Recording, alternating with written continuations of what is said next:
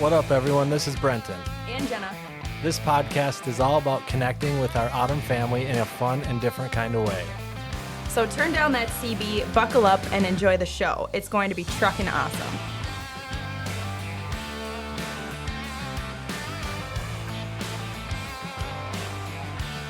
Welcome, everybody, back to the Autumn Transport Podcast. My name is Brenton, and today Jenna is back with me. Hey, guys.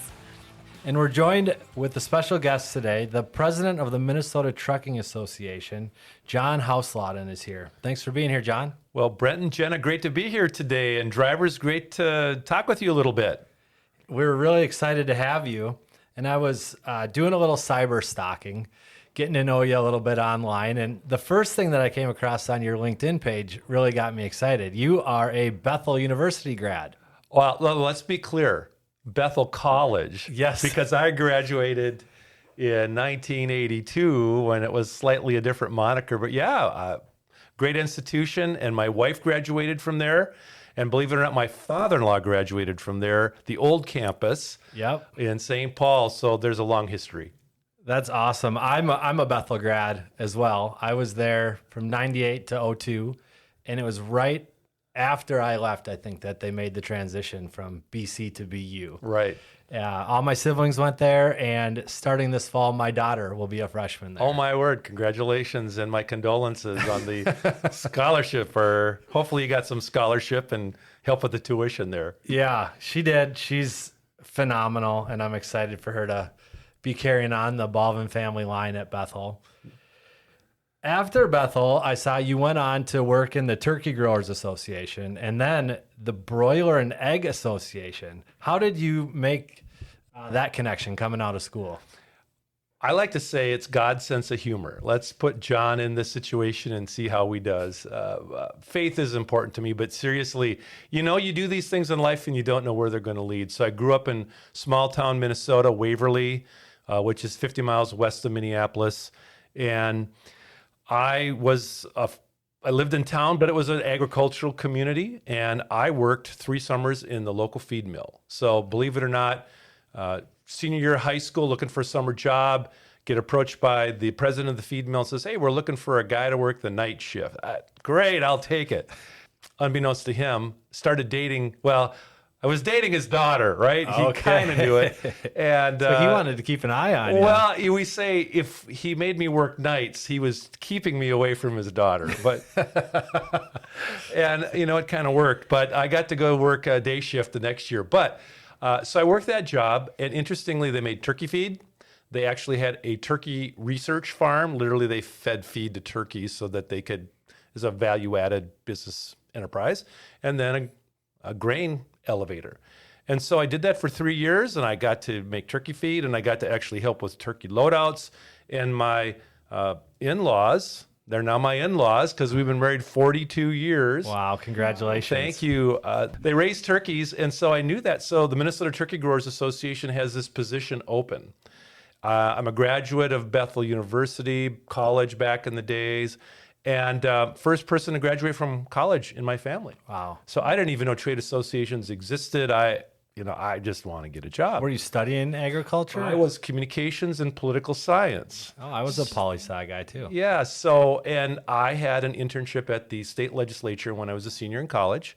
And it was great because I had that interest. So when they were looking for essentially a communications person, I checked all the boxes. I had turkey and ag experience. Mm-hmm. I was a communications guy.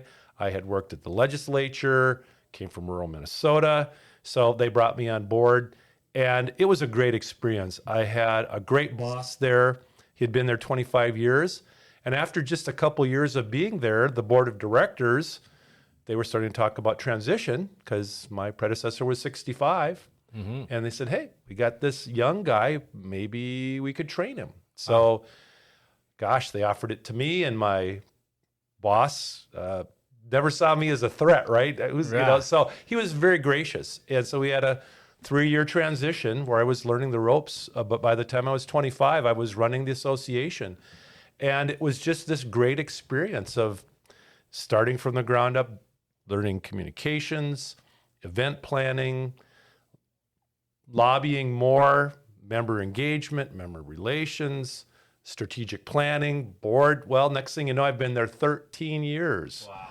And I had been applying for jobs, and there was this thing called a newspaper that had an advertisement and said, statewide transportation organization seeks president. Didn't even say who they were. And I wasn't even going to apply. But you got to pay attention to people in your life. And there was a woman who was kind of a mentor and coach in the association world, and said, John, the truckers have a position open. Well, I wanted to honor her effort. So I said, I'm going to do it. I'll apply. Well, they get interested in me, so then I have to decide, am I interested in trucking? Yeah. Like, all I knew about trucking was I'm a little kid sitting on the roadway, Highway 12 in Waverly, watching the trucks come by and, pulling my hand down and wanting them to honk. And they did. And that was all I really knew about trucking. But I grew up and matured in the 70s when trucking culture was huge, whether it was Smokey and the Bandit as a movie, Eastbound and Down as a songs, 6 Days on the Road, which your drivers, at least the older ones, know. Dave Dudley, Duluth, Minnesota, recorded here in Minneapolis. Moving On was a TV show. Convoy was a song. W.C. McCoy, right? Yeah, C.W. McCoy. C.W. McCoy. And so all of these things, it's like, well, that's what I know of trucking. So I started to learn and research and read transport topics. And I said, oh, this is pretty cool, but I don't know trucking. But they liked me. They took a risk on me. And I tell you, it's been a great ride because trucking and farming are very similar. Hardworking, 24/7 operations. Really, if you think about whether it's a trailer or a barn, you have an opportunity and you got to maximize it. And family-owned, family businesses. And so, long answer to a short question, but it's sort of like when you get into trucking, you end up staying. I thought it would be a 5-year gig, and here I am 27 years later. Jenna, you just got into trucking. Are you seeing it as the next 27 years of your life? I've heard, yes. And I've heard drivers tell me that once it's in your blood, you can't leave, right? Once you've started, you can't go back. And I've kind of found that to be true. I was just telling our safety director, Chris, that I was kind of like goo gaga over a 389 last week. And I'm like, what is going on here? Because Jenna comes out of the retail world. Okay. Yeah. So new to me in the industry, but it's been really fun. Yeah, and I'm a trucker's kid, John. My dad, that's all he ever did. And I was actually in the retail world for a little while too, but I've been at Autumn almost 10 years here. My dad was a driver at Autumn and retired. And a couple of years later, I was looking to make a change, just sick of working overnights and weekends, stocking shelves and managing teenage kids who wanted to play Xbox instead of come to work. And my dad said, well, why don't I'll give Julie a call. And so he called the owner, Julie, here, and they happened to have a dispatcher position open. And I came in and interviewed, and they said yes. And I'm pretty grateful for that. So I've been here now, like I said, almost 10 years. It really resonates with what you said about how sometimes people just open doors for you. And even if you're not sure, showing them that honor and walking through it, you don't know where that's going to lead. Yeah, you didn't know trucking, but like you said, you had all of those background experiences that had shaped you and prepared you for that role. And you've been there now 27 years, since January of 96, correct? Yeah, it really seems fast. Yeah. And what's interesting, I have 3 adult kids, 4 grandkids now.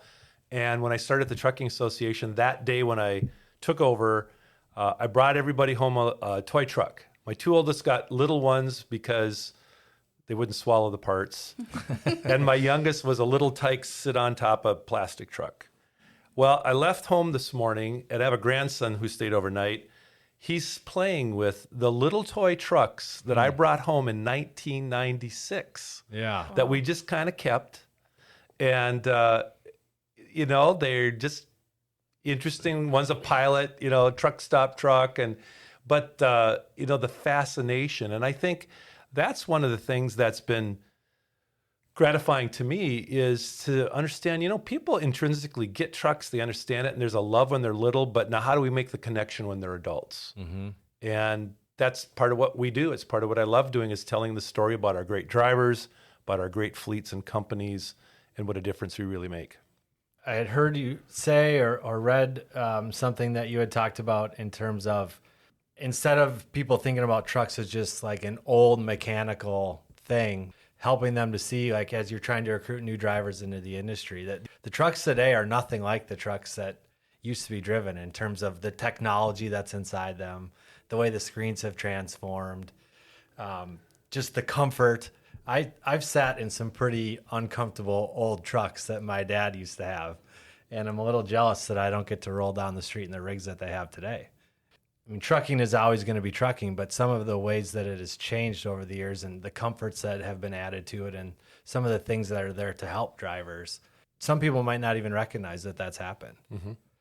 I'm guessing that when you started in the industry, there were some things going on in the industry that everyone thought, well, this is the way trucking is always going to be. And now, 27 years later, it's like, no, things have changed.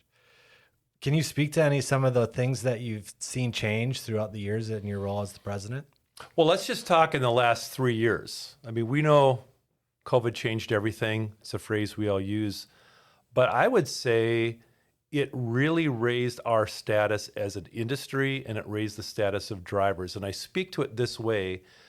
First of all, the American Trucking Association every year does polling that they share, typically election polling, but they also do public opinion polling. In October of last year, during their annual conference, they shared the latest data, and the polling firm said to ATA, quit paying us. It can't get any better. Because the public, when you ask them, they will tell you they believe trucking is essential, that the drivers are the safest out there, that they care about what they do, that we're essential to their very lives. I mean, they say that, they get that, the data shows it. And this last April, I was in Washington, D.C. We do a fly-in. This was our first since COVID. And I walked into congressional offices, and I think we were 2 or 3 notches above where we ever were. They were telling us our issues, why it was important. Now, our challenge is how do we leverage that into action? How do we leverage it from lip service to something meaningful? But we can do that. In fact, there's a bill in Congress right now that was included in a larger bill that will create a truck parking grant program. That'd be huge. $780 million to allow to states to get competitive grants to build out truck parking. Co-sponsored by a Republican from another state and Democratic Congresswoman Angie Craig from down here in the Southeast Metro. Why did she do this? Because we've had her out to fleets. We've had her for truck rides. We have visited her office. We've done the basic, to use a sports analogy, blocking and tackling to tell the story. And the next thing you know, a member of Congress is co-sponsoring a bill to address one of our key issues. Oh, by the way, Republican Pete Stauber from the 8th District, the Iron Range, is a co-sponsor. So is Washington dysfunctional? Yes. But we work the system. So here we have Republicans and Democrats coming together on an issue to our critical industry, responding to what we asked for. So I don't want people to lose hope. We have things that we got to work through, but that's a cool thing. Yeah. Now, it's not passed. The money isn't there yet. I think the odds are very good. That's awesome to hear. I just took a road trip out to Colorado, and that was one of the things that I noticed the entire drive out there was how jam-packed any place for a truck to park was, to the point where a rest area, the trucks they're backed up all the way on the ramps going in and out of the rest area, almost out onto the interstate. There's just no place to park. And that's something that we hear from our drivers, that they'd like to get closer to a shipper to pick up the next day or closer to the consignee to make a delivery, but they know they have to find a place to park. And sometimes that means stopping a lot closer than you'd like to be, just because you know you'll have a safe place to park. Absolutely. And, that's a big part of our role as an organization, is to help policymakers understand the implications of their decisions. So sadly, City of St. Paul recently passed a overnight truck parking ban. They're just kind of kicking it down the road. Minneapolis had passed one 2 years ago. So we continue to tell the story. Right now, between Minneapolis and St. Paul, I-94, there are some who say that should be turned into a greenway or a parkway. Well, what's a greenway or parkway? Well, it's less lanes, reduced speed. The last thing we need is less throughput on one of the major arteries through our metro. Think of the Midway area of St. Paul, the rail yards, the offloading of that, the river. So we do that. And sometimes I'm the party pooper. Sometimes I literally had to sign up for 2 committees this week of MnDOT because one is dealing with I-94 and another is dealing with creating a Minnesota, what they call a clean diesel fuel. Well, what that really is a whole Minnesota-specific fuel. We are all in on protecting the environment. We are all in on trying to bring equity and all these things. But there's this reality you can't wave a magic wand. And so I spend a lot of time talking about this, talking on behalf of fleets and drivers about, well, electric sounds good, but what about payload disbursement? What about the increased cost of the trucks? What about my ability to fuel quickly and not lose, hours? Or how about just the infrastructure so I can find a place to charge, right? So we have to talk about these things holistically. And I think one of the things that I like to talk about is that trucking, supply chain, energy fuel is an ecosystem. It's a system. You change one part, it affects everything. The engine, the after treatment on the engine, the fuel that goes in the engine, where you fuel it, the regulations that limit, again, where you can park. It's a system. And unfortunately, policymakers, politicians, often look at things in silos. So it's part of our job is to connect the dots and say, you make this decision and it could have this impact. I do want to jump back to, you talked about just changes in equipment and technology. And I think one of the things that's a challenge is, how do we use history appropriately? Because anyone who's in their 20s or 30s now, they're digital natives. That's what we call them, right? They're not digital immigrants. Sure. They were born, they expect a new update on their phone, every month. They expect the latest version of something else. Change, updating is the norm. But these are recent things with cell phones, TMS systems, two-way communication, global positioning satellites, geofencing. I mean, on and on and on and on and on. But the fundamentals of you need to have good people, you need to have fuel, you need to have tires, you need to have trailers and tractors, got to have energy of some sort. And so we continue to build them. But let's not forget, it didn't come easy. I have drivers talk to me about before there were heaters in trucks. And drivers said, you know what we did? We took a brick, we put it in the oven, we warmed the brick up, we wrapped it in a towel, and we put the brick between our feet on the floorboard. Wow. Okay? Yeah. Let's just think about that. Wow. And think about automatic transmissions and automatic steering back to, and maybe you experienced this, trucks that used to have 2 shift levers, no automatic steering, where drivers literally had to reach through the steering wheel, grab one shift lever, shift the other lever, and clutch, and keep it all going down the road at the very same time. Yeah. And some of these trucks, they were sleeper cabs. They had what they call a coffin sleeper in the back. It was literally, think of an extended cab pickup, not even that deep and not even that long, with this little metal, looked like a coffin, that's where you snuggled up and slept. Wow. No AC, no heating. Yeah. You're doing your best. So, now I don't remember all those days, but I do know when, air ride was a new thing, protecting the load on that trailer. So, one of the things that I like to lead our team through is one of the phrases is honor the past, build the future. Everything was done for a reason. So let's not forget the why.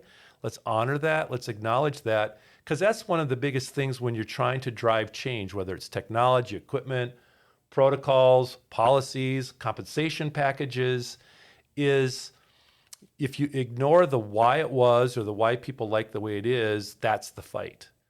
Acknowledge it, honor it, and now talk about the why and where we want to go. I mean, I do think people want to be, they want to aspire to something bigger, right?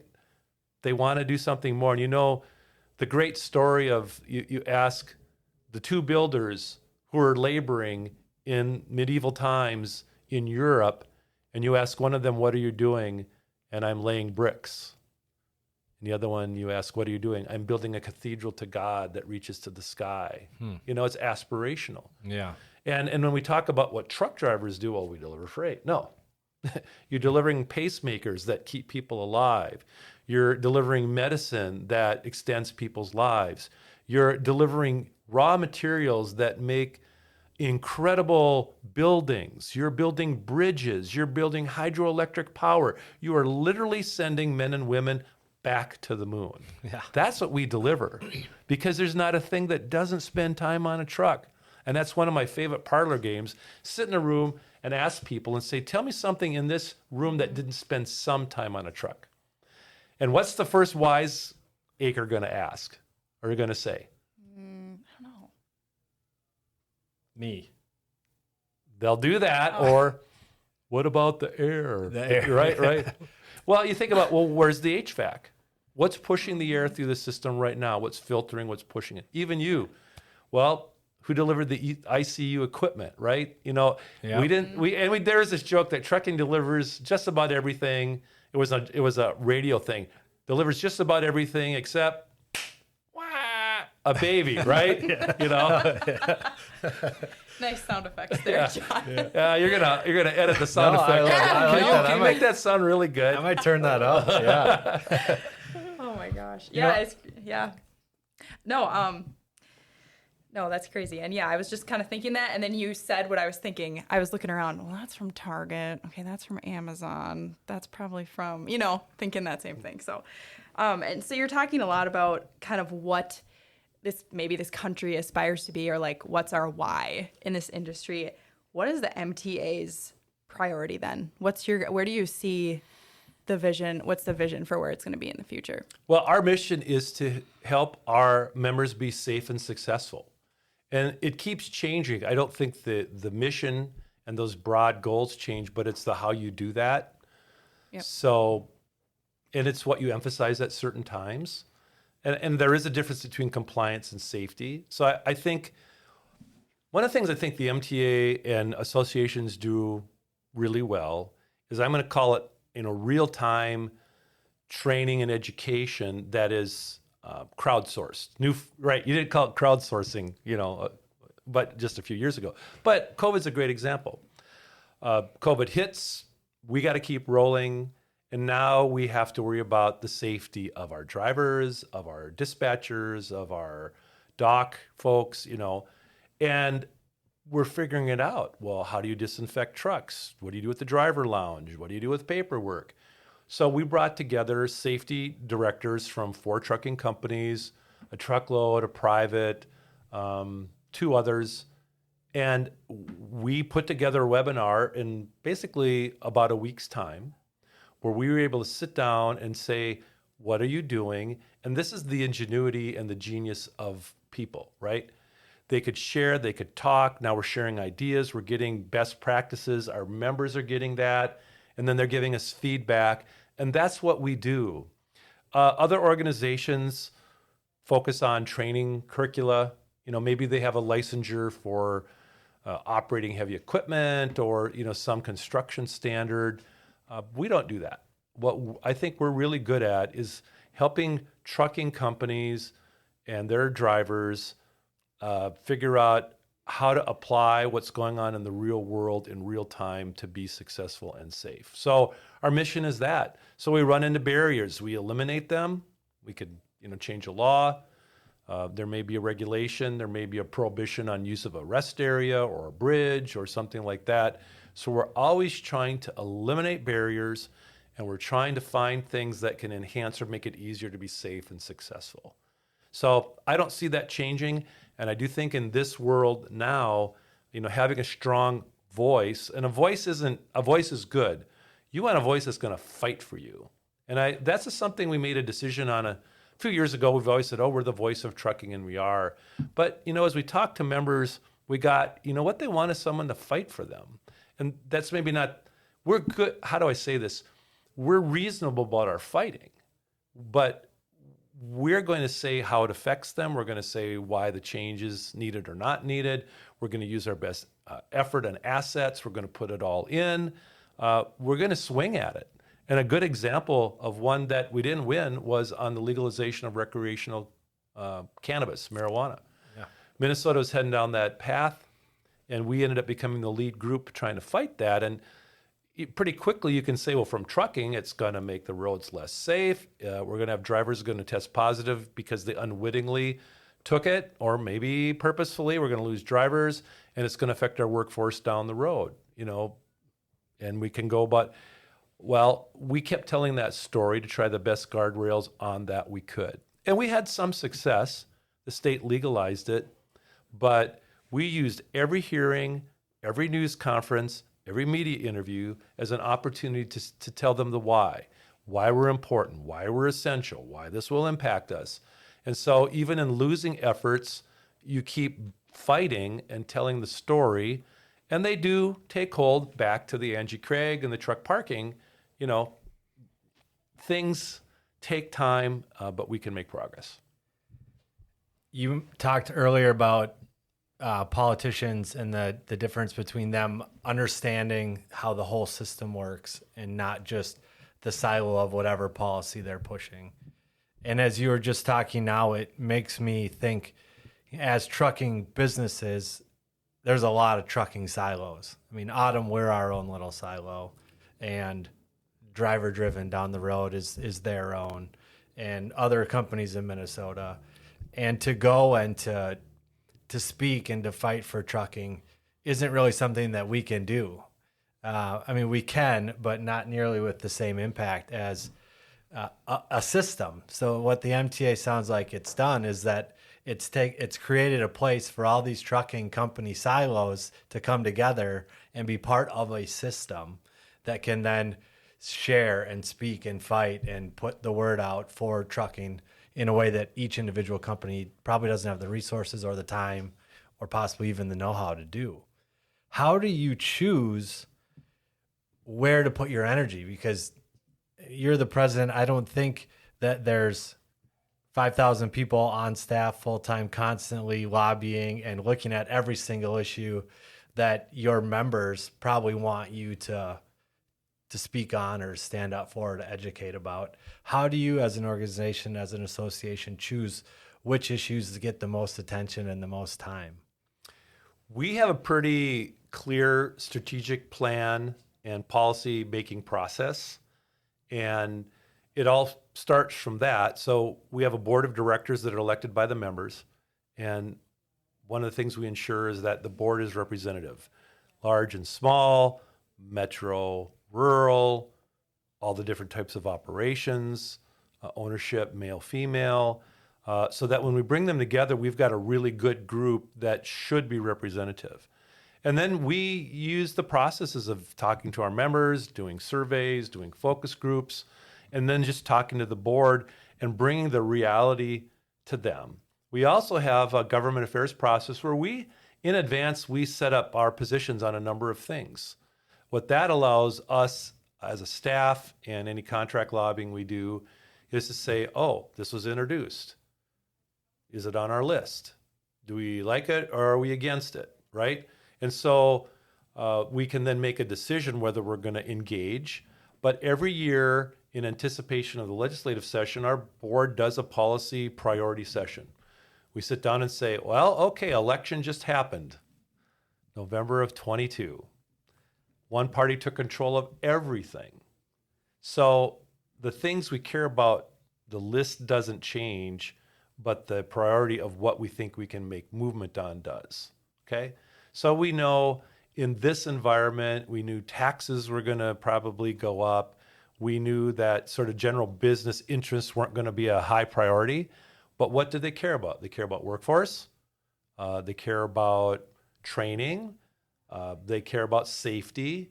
So you try and figure out how you take your priorities and you weave it into that and build it into the the initiative there. And that's what we did. So there's more money that state agencies now have for technical training. We talked about college to begin with, and college is a great avenue for those whose career and desires fit. Mm-hmm. And we know there's a whole population where technical training is equally valuable, equally the best route to go. So we want to make sure that we have more money going into technical training. We want to make sure we have the schools, that they have the instructors, and that if there are students who want to become drivers or technicians that don't have the resources, if there's already a pool of money, let's make sure trucking gets its piece so that those people can come into our industry. So there's money out there. Now we got to go after and get that. So that would be just one example, but you're right. There's so many things. And sometimes, I always say lobbying, I'm a lobbyist. So, either I've crawled out from under a rock or, your listeners listening, but I'm just a guy, right, that represents an industry. And our approach is we're going to advance our cause. We're going to tell our position. We're going to tell if, we're going to let the legislator know if someone opposes us, what their arguments might be. We're just straight up front. But then we're going to go ahead and we're going to do that work. And it's a valuable thing we do, and they value it, but it is just like any job. You got to do it well. Being a truck driver is a unique job. And if you're doing a pneumatic or you're doing an end dump or you're doing a heavy specialized, right? Yep. They're professionals that are unique. Well, we think that we're the best in what we do in advocating for trucking. That's fantastic. Yeah, I mentioned my daughter's going to Bethel. I have two boys as well, and one of them's in the construction field right now, learning that whole piece. And then my 16-year-old says he'd like to get into the trades also. So I think it's phenomenal because there are a ton of career opportunities and very valuable things that people in the trades bring to the rest of society. I mean, if I needed to rewire a basement, there's no way I would have any idea how to do that. Having somebody who can come in and have those skills, and there's no AI that's going to come in and put the wires in for me. Somebody's got to be able to do that. Now, as you talk about, especially that, I came across the website, and I think it's pretty new, your Drive the Difference website. And Jenna and I were looking at that today, and it's a super cool website. I was on there constantly clicking the toot the horn button and just listening to that over and over and over again. Can you talk about that Drive the Difference campaign and the site behind it, and kind of why did you do that? What are you hoping will come about from that? And have you seen any results through that yet? Yes. Drive the Difference is a campaign. And if you think a campaign is something that it has a strategic focus, it's not time limited, but it's shorter rather than longer, meaning it's to address a need. But if we back up, we know there's a structural shortage of truck drivers in our industry. Well, there's a shortage of technicians too. Definitely shop technicians. We feel hardcore. Yeah, and what's interesting when maybe there's a little less freight and rates are low, sorry drivers out there, but some of you may go, we don't need more drivers.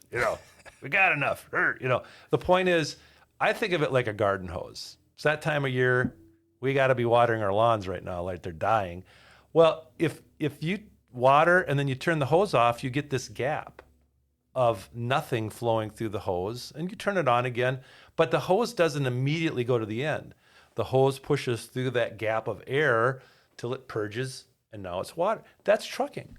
We have not been adding men and women to the trucking pipeline at the rate to fill the pipeline consistently.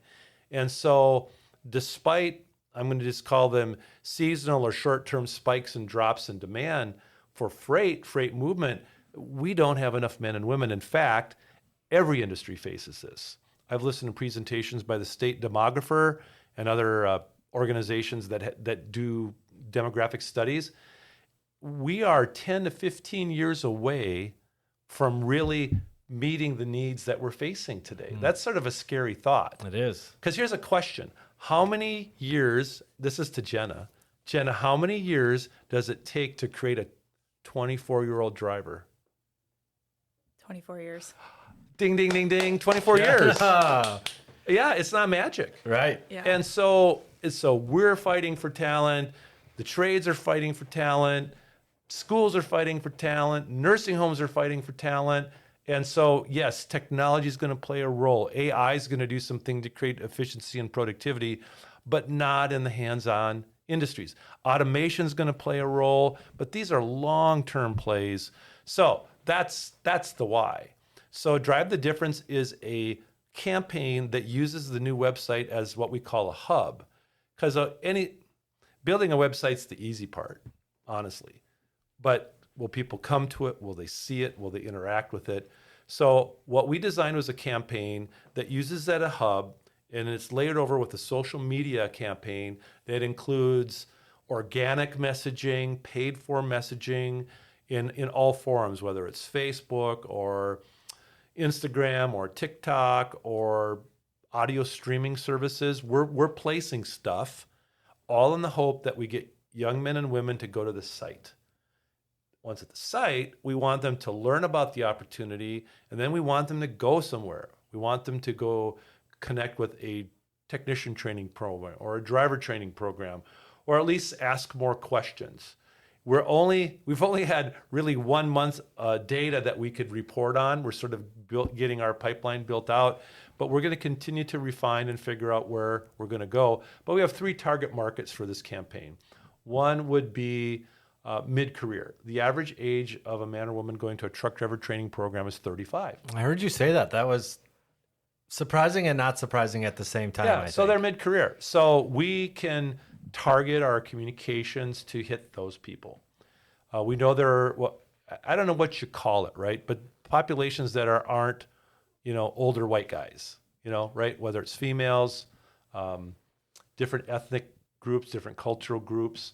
But we want them to see and understand the opportunities that were there. So we're focusing on that. And that's probably the one we have the most learning to do about what works and how to plug into their social media and their networks. And then thirdly, really is just parents of high school that are doing career exploration. Because we know you can't drive Interstate 221. You need 3 years of experience, hence the 24, right, Jenna? So, we work on that. But we're already moving on to another phase, which is we've had meetings with college and career counselors. We had a focus group of about 5 we brought in to talk about, now tell us about your job. You're in high schools. You're trying to serve the student body. What is your job like? What are the resources you have? What are the competing interests you have? And how do we get trucking in front of you? And we had a great session. We learned some early things. That's really the next step to build out because, again, getting it in front of people, thinking it long-term career. It's kind of funny because one of the things we learned, Autumn would bring a truck to a school if they thought it was beneficial, right? Yeah. Well, so will the police department and the fire department and the military. And they're actually having to tell some of these groups, we don't need you today. Because what kid isn't going to say, yeah, I'll miss an hour of class so I can go sit down in a Humvee, or a tractor, Yeah, my kid would be all over it. So that's part of us just getting smarter to go, well, why won't they let us bring trucks to schools? So we're trying to just figure out what serves them best in the right format. So this is a holistic campaign that we're going to assess and refine and figure out what the next thing is. So it'll go on, but I'm viewing this in its current iteration as about a 3-year effort to see if we could get some traction. It'll be very interesting to hear towards the end of that how it's come back. I think the site that you have up, it's a great site. We're going through not a rebrand, but we're redoing our company website. Mm-hmm. And Jen and I have played a big part in that. And we've talked through some of those questions of what do we want this to look like? Where do we want this to send people? This isn't a dead end in itself. It's an extension of us, a place for people to go, but then we want them to go and do after they've been to this great site.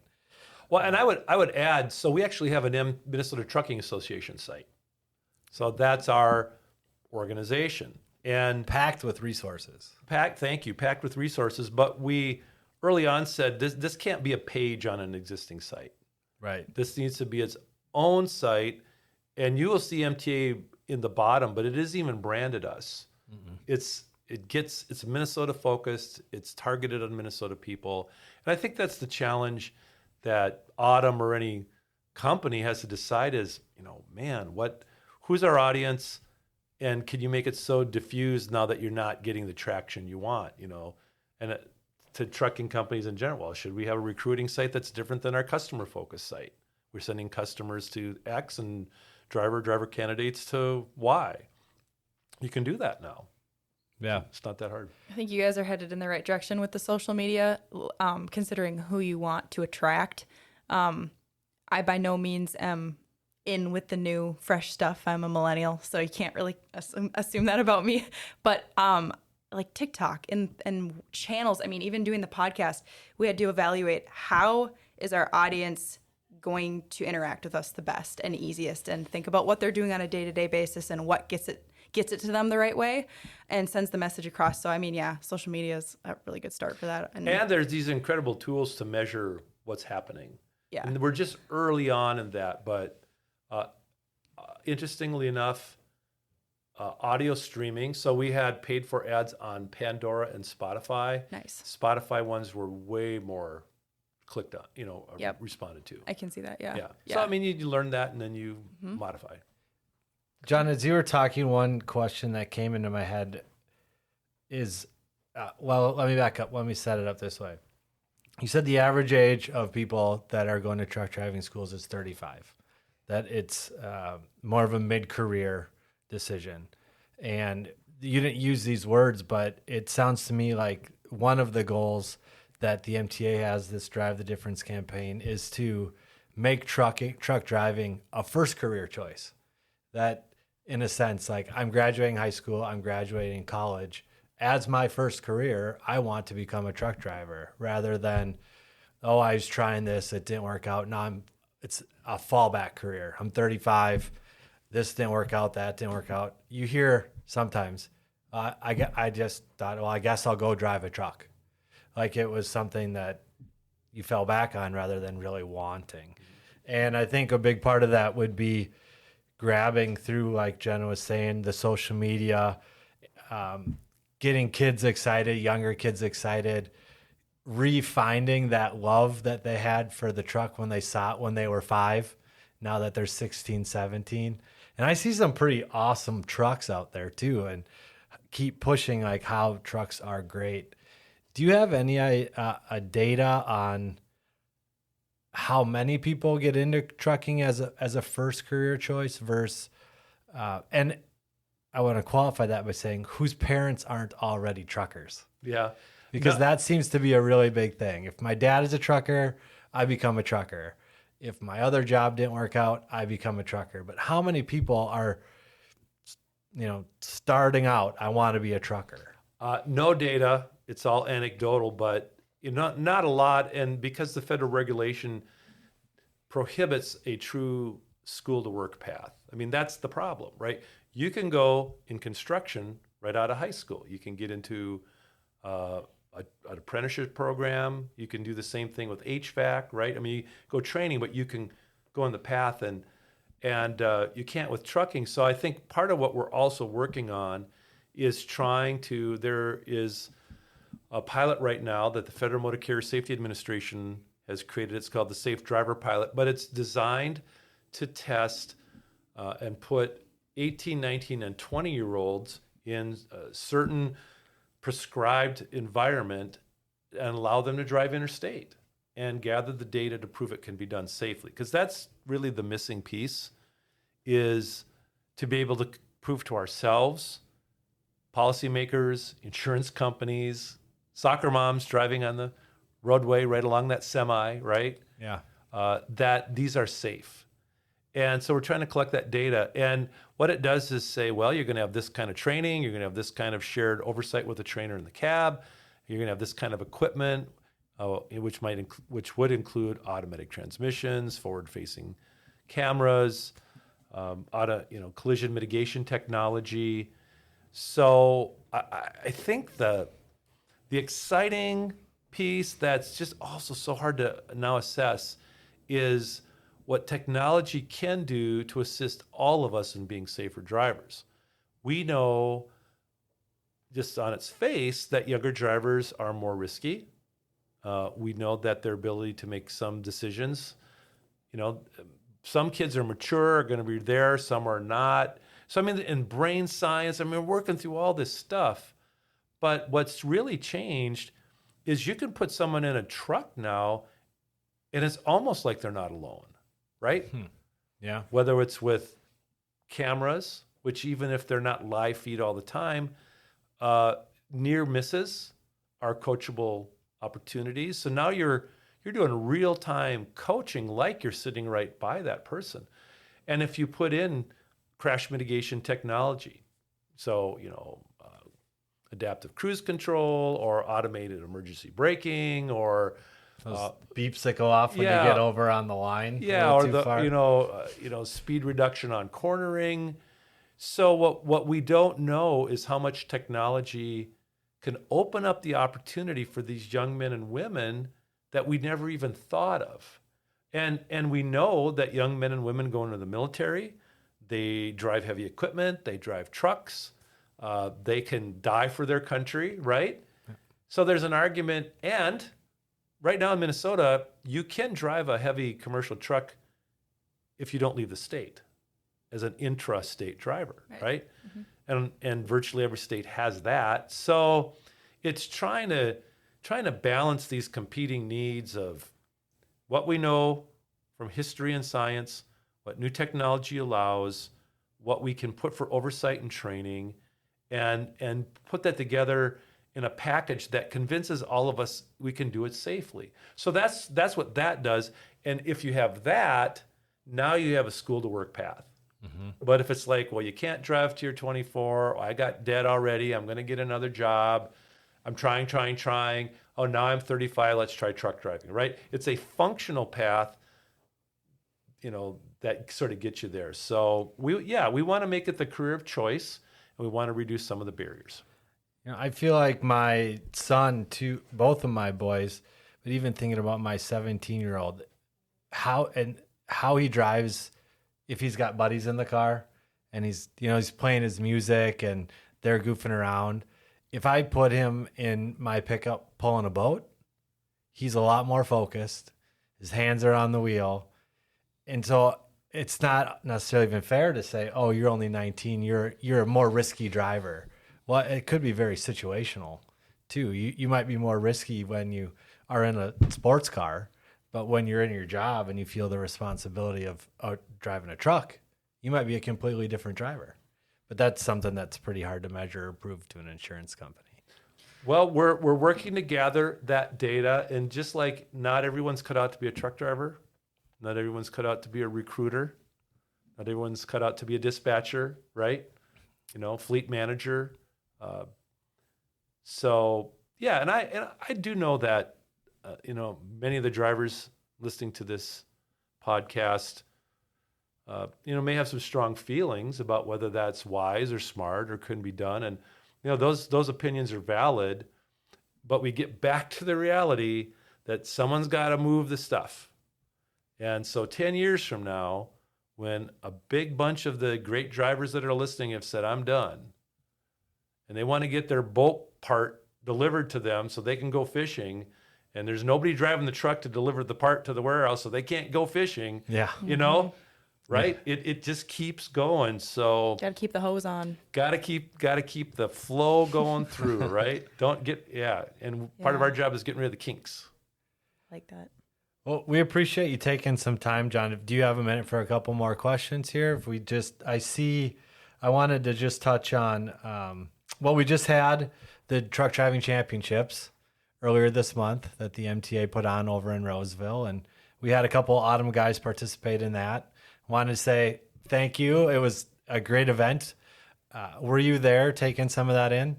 Yes, I was there for better than the first half of Saturday. Got there really early, and then was back for the banquet and celebrated the winners. Jenna and I both were down there watching our guys go through the course and hanging out with them, and we both walked away saying, man, we need a bunch more Autumn people here next year, and an Autumn tent. We want to get some recognition or name recognition on Yeah. Tent Row there. Put I us didn't- on the map. Yeah. Yeah, I didn't like seeing Old Dominion with a tent and Autumn didn't have a tent. Yeah. We felt left out. You slackers. Yeah. So felt great about Wasn't that. that recruiting's job? Oh, we dropped the ball on that one. Sorry, guys. Boom. Coming up, we have Truck Driver Appreciation Week. It's not too far away, coming up in September. Is there anything special that you guys got in the hopper that people can look forward to about things that'll be happening that week that the MTA might be supporting? We spend a lot of our effort just making sure that the media and the public know that it is Truck Driver Appreciation Week. Because there isn't a lot of activity for the public itself, but I tell you, it's a great opportunity for fleets, to recognize. And in fact, it's kind of changed the dynamic because there was once upon a time not a Truck Driver Appreciation Week. You just kind of did your own thing.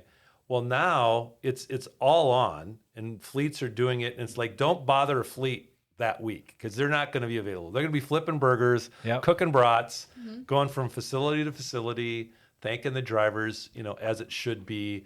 And honestly, that's probably the most important, because I do know that what a driver really values is knowing that people have their back and that they care about them as people and they care about their family. And successful companies, have that mix. Mm-hmm. And it's one thing to say it, and it's another thing to do it. And not all companies succeed. So, yeah. That's something that we're really passionate about here at Autumn, is treating people like family and having our drivers walk away knowing that we do care about them. We say all the time, you're not just a truck number here. You're a name, you're a face, you have a family. And we recognize the families that they have behind at home too, as they're out on the road, making sure that they feel valued. So I know we got some stuff in the works for our guys for that week. We usually send them out something every year, and some stuff we'll be doing on social. So looking forward to that. Yeah, and so that's in September. But what I saw was happening this month in June, as I was looking through your website, like Brenton mentioned, very resourceful, a lot going on there and some good stuff. I saw webinars that you guys have on there. Now, there was a few that had just wrapped up, but what is currently in the pipeline there, if you can say, or what is the topics you're going to be covering on those? Because as you mentioned too, with COVID, everything kind of evolved into being remote or online. A lot of things did, not trucking, right? But yeah, so maybe that was born from that, or was that always something that the MTA has done with just the webinars? Webinars accelerated the adoption of so many things. We had done some webinars, but the truth is people were like, hard to even, what's a webinar? Early on. COVID forced it, so now we all get it. And I think we get what we're getting, right? Our challenge is create content, make it short enough, make it, unless it's a bigger topic, make it consumable. One of the ones that's come today, literally, we just wrapped up one on Minnesota's paid family leave law, which affects all employees, whether you're in a back office situation or a driving truck. And week ago was on legalized recreational cannabis, which, by the way, changes nothing for truck drivers. Yeah, Captain John Olson was very clear that it changes nothing for safety-sensitive positions, but changes some things for all other positions. But the next thing coming up is cybersecurity. Companies, trucking companies, believe it or not, are a big target for cyber attacks because we are critical infrastructure. If you can take down a bridge, a pipeline, a trucking company, you're disrupting the flow of commerce and meeting essential goods. And so we actually last October engaged in a tabletop exercise under a grant from the Department of Homeland Security with 3 fleets, where we gamed out some scenarios, including totally losing your TMS system. So you can access no records. That would be an absolute nightmare. Including your payroll system, right? Drivers are going, cannot imagine. What? So it's just, helping anticipate and prepare and train and having resources so if that happens. So we have that coming up. Our big thing is our annual conference in August, which is an in-person event. I saw that's titled Confidence in Chaos. Confidence in Chaos. That sounds like a pretty good topic. Yeah, we're good at marketing, and it's real, because there's so much change. And we believe that we just have to use all the tools. So this podcast is a format, webinars are a format, regional meetings, face-to-face. Truckers, fleets, you still want to be face-to-face. So we'll use it when it is best. We want to bring people together. We have our drivers. We have 133 owner-operator partners here at Autumn. They're spread out all over the country. You have just a message to them from the Minnesota Trucking Association? Anything that you'd like to share with with our entire fleet before we wrap up? Well, I hope you say this at the beginning because they might tune us out. Yeah. But here's what I would say. Truck driving is a noble job. And it is a job that you do largely on your own. And your satisfaction is never going to be derived by what the settlement check looks like, or by how the fleet treats you, or the shipper treats you, or it's not. It's intrinsic. The best drivers know that they live each day and make it their masterpiece. They do it safely. They do it accurately. And that when they lay down at night, most often in their sleeper berth, that's what they reflect on. And really that's what we have to hold on to, because the true mark of a professional is doing what you do well when no one is looking. And yeah, a lot of people watch us on the road, but there's a lot of time where drivers are just doing the deal. And when you go down the road and there's no crashes, well, people around you think that just happens, but you're paying attention, you're looking out, you're making all kinds of moves. It's really noble. So keep on trucking, keep on doing that great job, and just be able to look at yourself in the mirror when you close that light off at night and know that you did it well, and that you're doing really important things to feed people, to keep them healthy, to build the infrastructure, to do all the things that allow us. Because in the end, it's about showing up. It's about doing the work, and truckers know how to do it. So thank you. Thank you, John, for being here today. Our company seems to be growing more and more with the MTA in the last few years. We've been in the truck driving championships. We've had drivers nominated for Driver of the Month and Driver of the Year the last couple of years. And 2 years ago, Jerry Stevens, one of our pneumatic guys, won the award, which was a great thrill. So I just, again, want to say thank you for taking the time to be here and to talk about what the MTA is doing for truck drivers and trucking companies and helping them to be safe and successful out on the road. All right. Thank you. Thanks, Sean.